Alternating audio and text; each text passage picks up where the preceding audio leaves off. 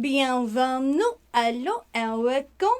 I have the video for this week, and this week, I know I just had a video, but parce que I miss out on video for 2 whole months, so otherwise I not get fed on. So, this week we are having a look, as I promised, at Christopher Isherwood's Berlin novels. So, I have thoughts of this. But before we get to my thoughts, remember there is our shop where we have our books and writing services, and there is a Redbubble shop where there is pretty, très joli designs, over 100. And that is how you support us.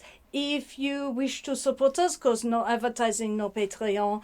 But if you do not wish to spend any money, that is absolument fine.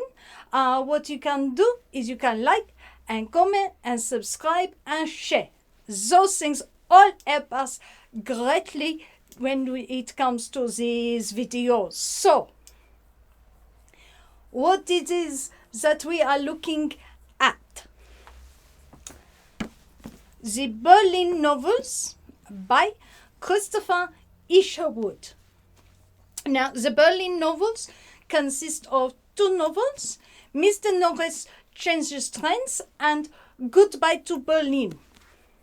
Now, these are très famous novels. They are probably the best known novels by Christopher Isherwood. The other novels by Christopher Isherwood that you would probably know is Single Man. But these ones are the ones that you probably very much know. Why? Because they form the basis for the musical Cabaret. I watched Cabaret this morning for the first time.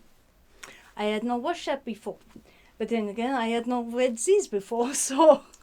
Anyway, I am not going to talk about the 2 novels particularly separately. I will talk about both of them, what I actually have to, in terms of discussing them, is more a case of things that both of the Berlin novels actually share. Now, I did not expect to be doing this video so fast. I thought, it's a big book. I'll give myself some time to read that slowly. But it is a book that you really rip through it. So I really ended up finding that I did not I read it quite quickly, even though it is 400 plus pages. So each of the novels is roughly the same size, about 250 pages or 240 pages. And they were initially published in 1935 by the Cockie Press. So Leonard and Virginia Woolf's press, probably more Leonard at this point, they were published by the August Press. The Berlin novels are inspired by Christopher Isherwood's time between 1929 and 1933, when he lived in Berlin teaching English.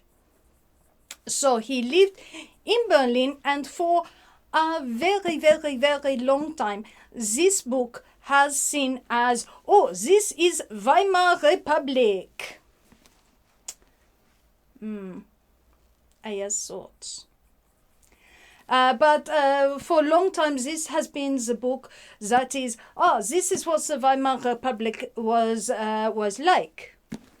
Now, the 2 novels, Mr. Norris Changes Trends, involves an expatriate English gentleman called Mr. Norris and a character called William Bradshaw, who is loosely veiled on Christopher Isherwood. Mr. Norris is a businessman. He is very shady. He is very, he is very unusual. He has a lot of, he has a long history, and he has a lot of traveling that he does. And now, he is also engaged with the communists in Berlin, and Bradshaw meet him on the train to Berlin. So the whole novel, it is a novel that has quite a bit of, it has more plots than Goodbye Berlin. Goodbye to Berlin is more of a collection of shortish stories, diary, that sort of thing. So quite a different sort of structure. Goodbye, Mr. Norris Changes Trains. It has the things that I do not like.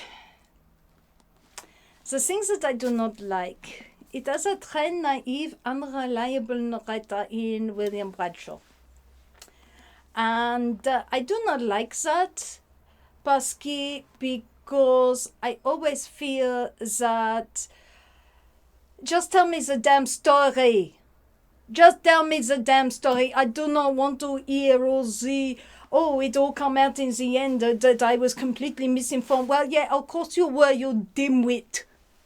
Just tell me the damn story. I found The Great Gatsby annoying for the same reason. I find anything with a child narrator annoying for the same reason. If the story is worth telling, tell me the damn story. Do not give me some dimwit to follow around. So I did not like that. William Bradshaw is innocent abroad. I do not like the innocent abroad. Unless you're Candide. In which case it's funny. He's not as funny. He's actually très serious. And so I find that this naivety really great on me, like nails on the blackboard or a cat getting his fur brushed the wrong way. That annoyed me. Goodbye to Berlin. Likewise, we have a version of Christopher Isherwood that is not exactly the authentic Christopher Isherwood. For one thing, the version in this is not gay, and Christopher Isherwood definitely lived an openly gay life while he lived in Berlin.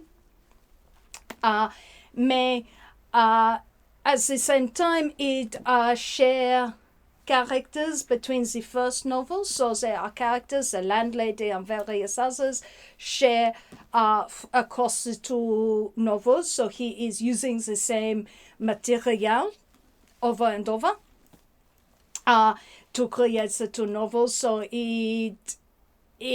but I did not find, having read the two books back to back, that bothered me particularly. He does have a note at the beginning that says, oh, this is possibly the case, and you might find this curious. No, I really did not, Mr. Isherwood. I did not.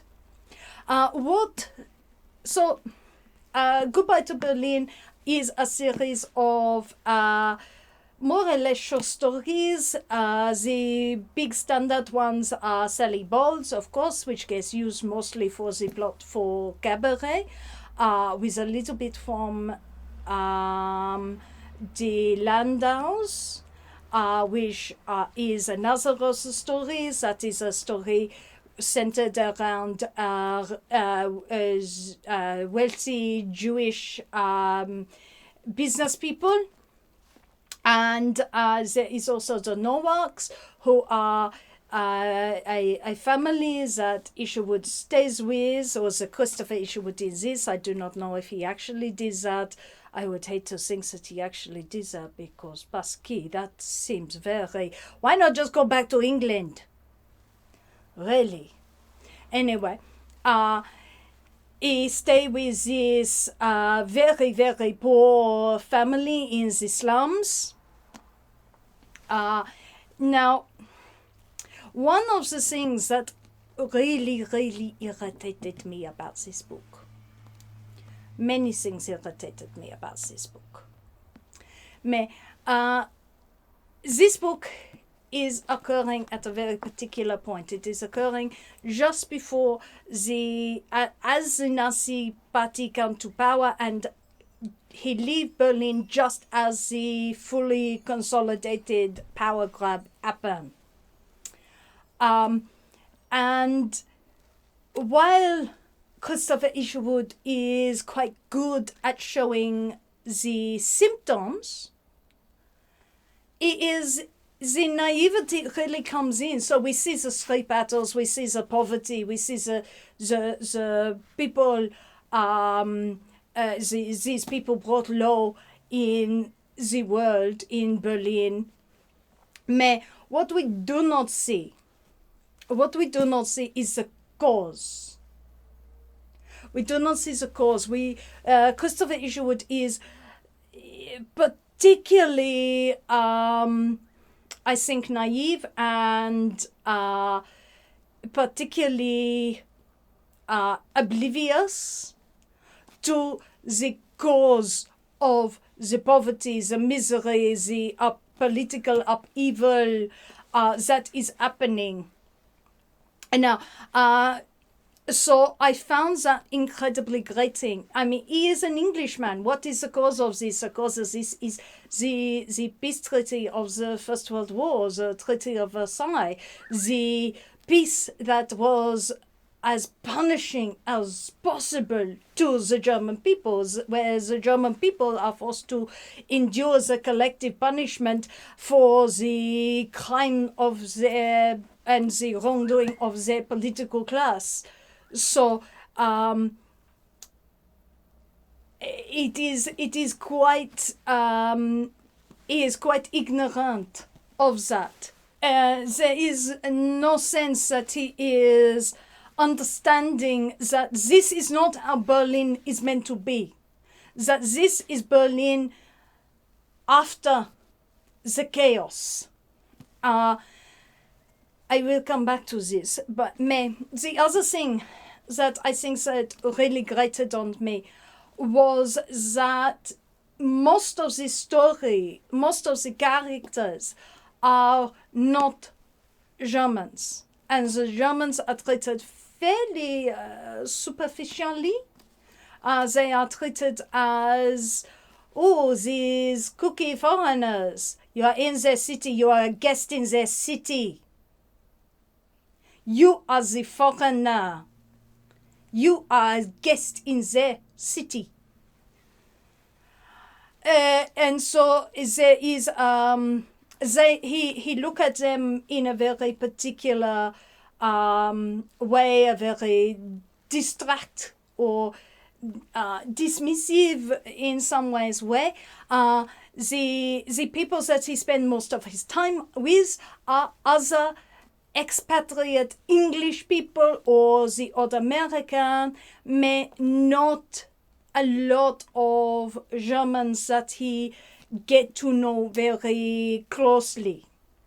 Even with the Landaus, the Jewish family, there is a lot of othering of that family, this very upstanding German Jewish family are othered and orientalized.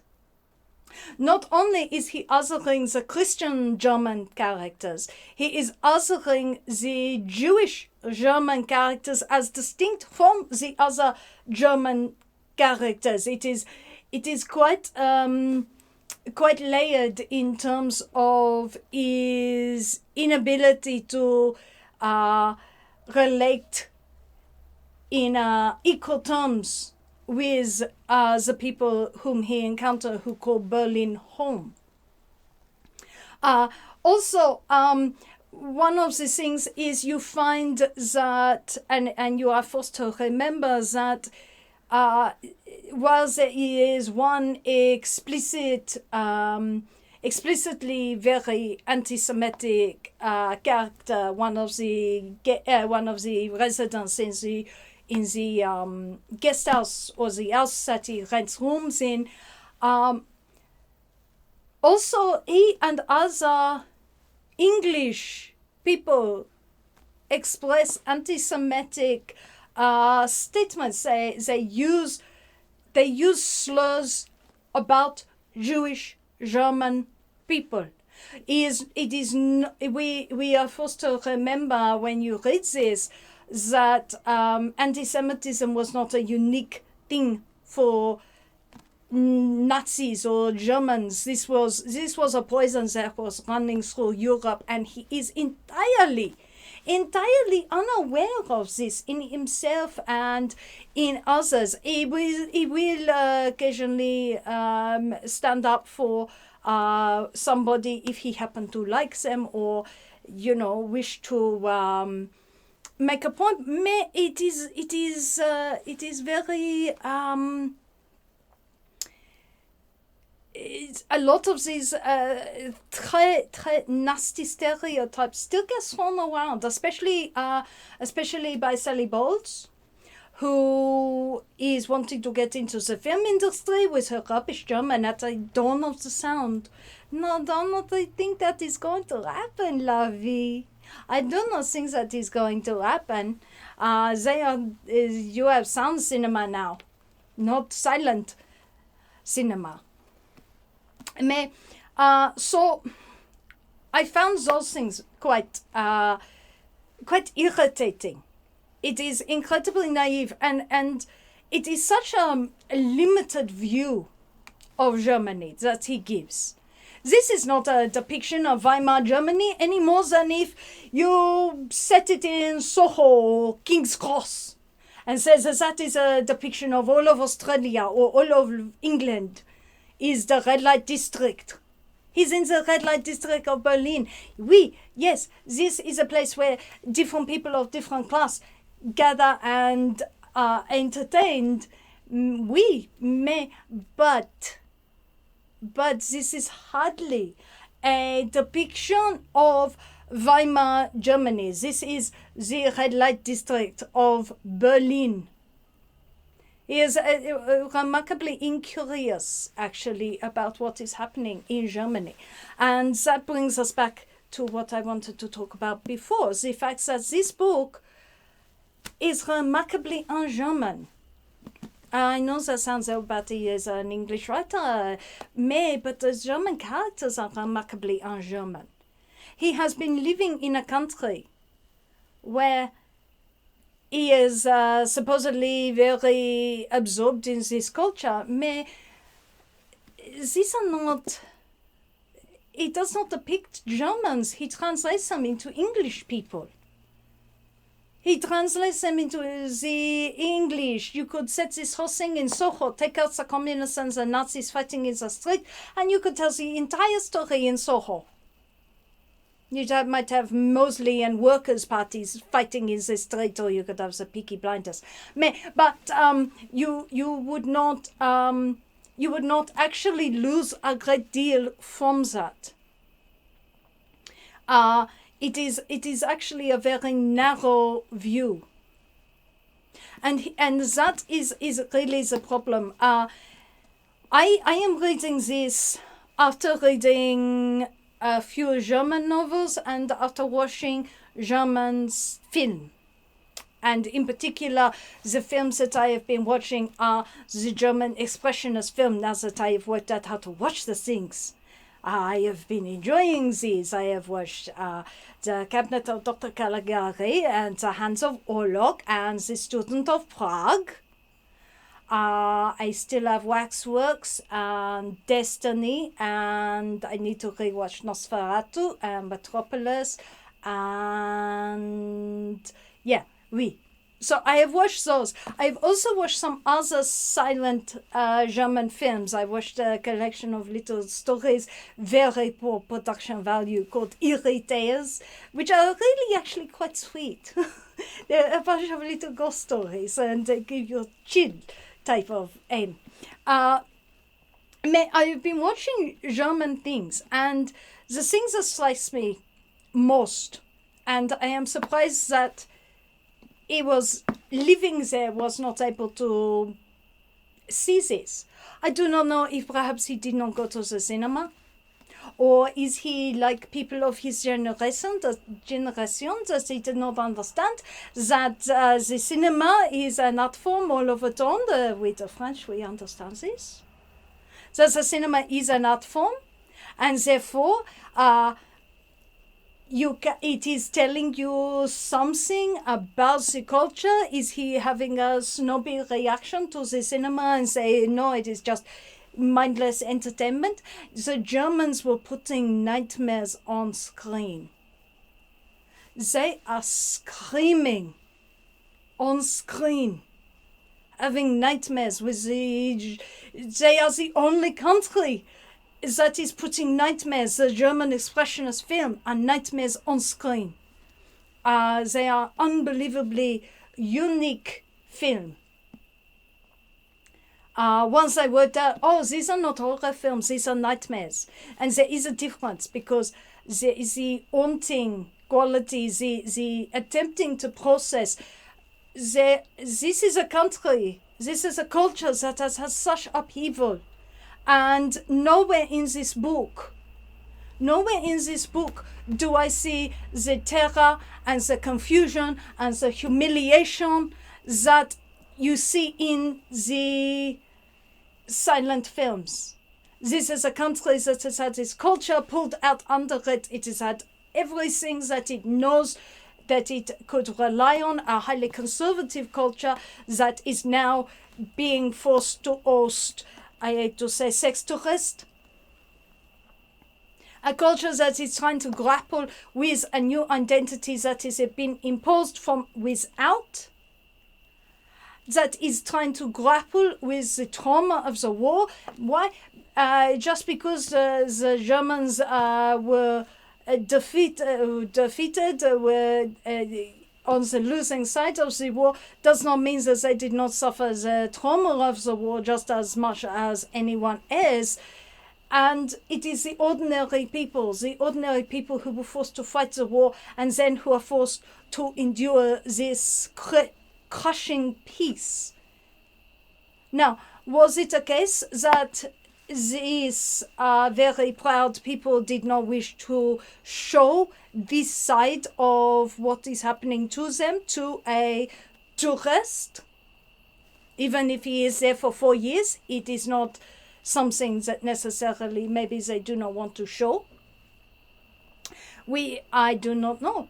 But if he is a writer, surely he is sensitive enough to pick these things up. I am seeing these things from watching half a dozen movies 100 years later. It is so obvious. They are having nightmares on screen. And he is incapable of picking that up. I think that is a deep flaw in this. It is a tourist version of Weimar Germany. And I think the very worst part of this is the way that in both the stories he dispatches the fates of the German characters. The so-and-so was killed, so-and-so so-and-so killed themselves, so-and-so was captured. And it is all reported very matter-of-fact. Supposedly, these are people who he was friends with, was fond of, and yet they are, He is always in this privileged position that they are not, of being able to leave. The worst comes to the worst, he runs to the English embassy. That is, and they protect him. Why? Because he is a British national. He is not a German. He is looking at a country that is suffering and has chosen a very, very not the answer. And because they have chosen unwisely, to put it mildly, a lot of people are going to suffer, and a lot of people who are having to compromise in order to survive. There is a certain level of judgment there in these books. Now, I understand that in the 30s, nobody had any idea of exactly what was going to happen. And I think that is this thing that makes this so much different to Cabaret. Cabaret has an element of we know where this leads, and that makes it all the more horrifying what is happening. It makes it worse. At the time that these books were published, the Nazi government was still pretending to be a legitimate government. The 1936 Olympics had not yet been run, although it was pretty clear where exactly they were heading. But in 1935, war was still 4 years away, and they were still pretending to be a perfectly legitimate government.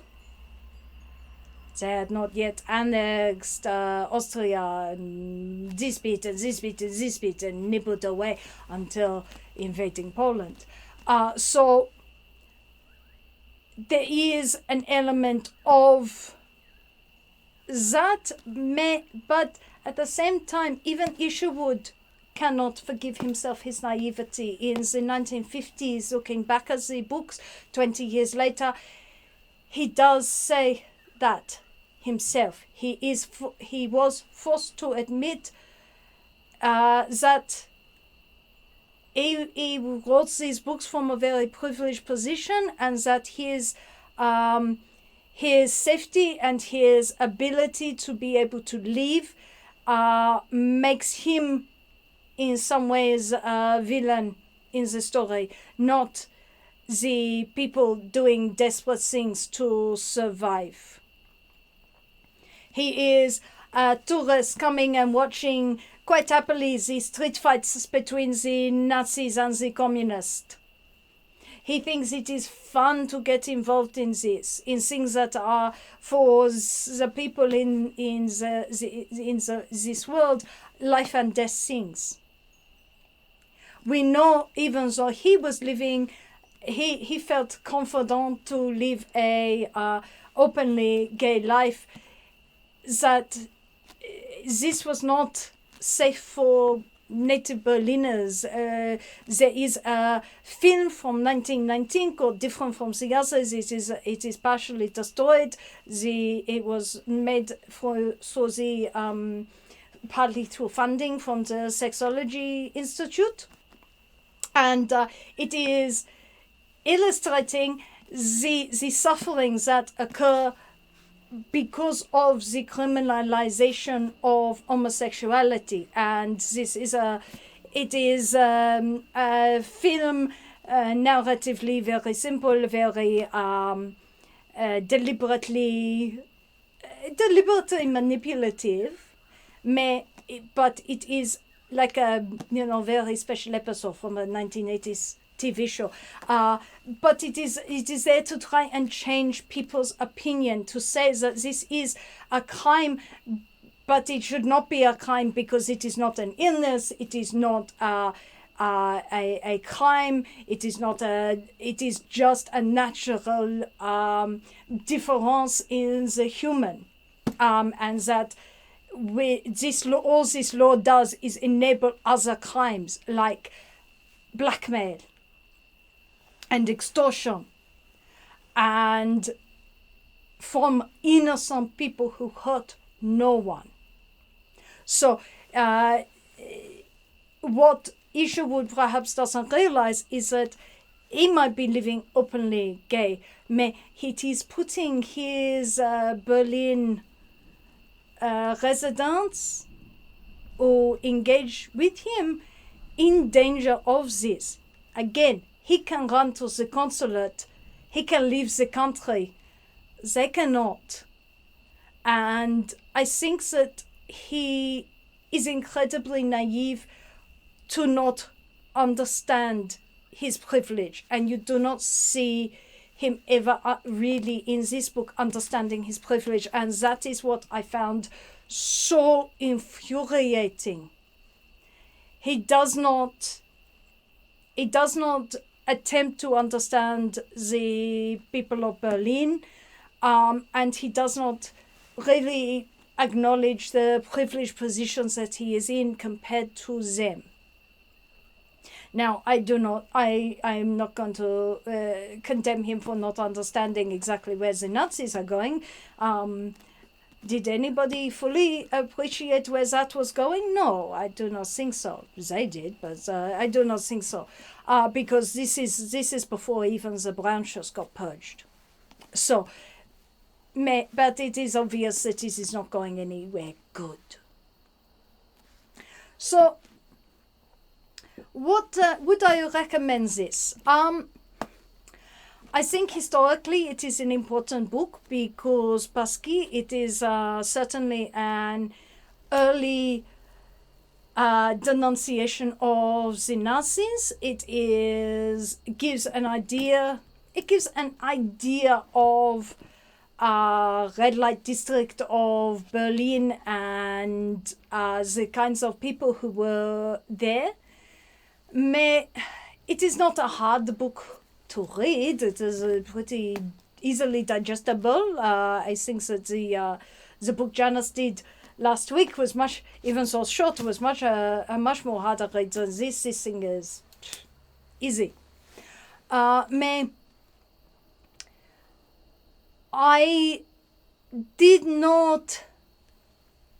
would not read this over German texts, and I include film in that.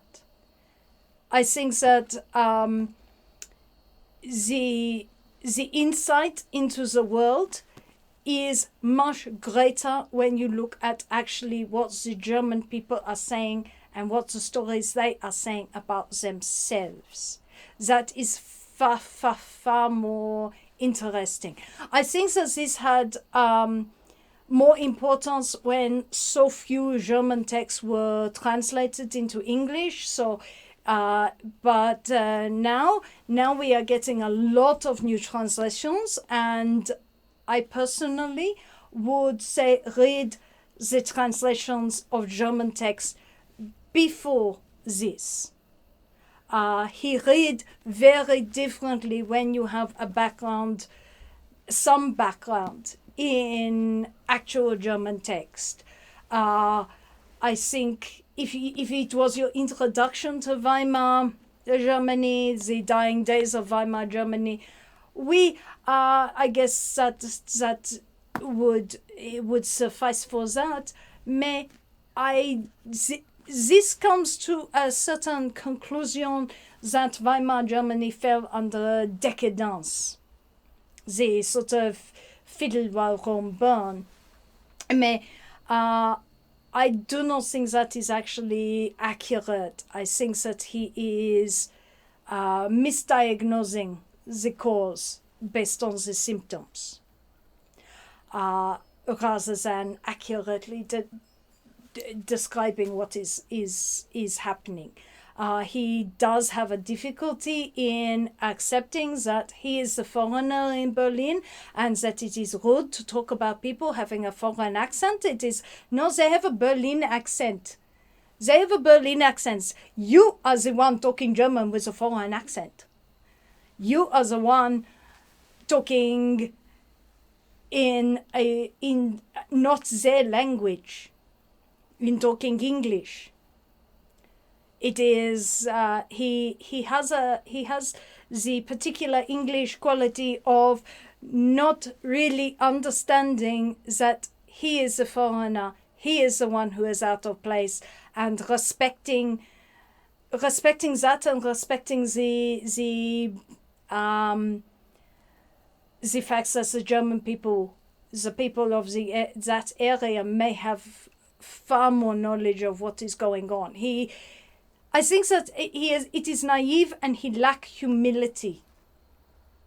And that really did annoy me with reading this book. So it is probably worth reading, I found it annoying. I'm glad I read it, but I don't think it is a book that I will be returning to, nor is it a book that will stay with me for a terribly long time. Parce it just does not have enough. I'm going to go watch some film if the thunderstorm stays away. So, but anyway, that is the video for this week. I'm not really certain what I'm going to bring for you next time. I do not quite know. I will have to have a think about that. But I will bring you something else next time. And until then, au revoir.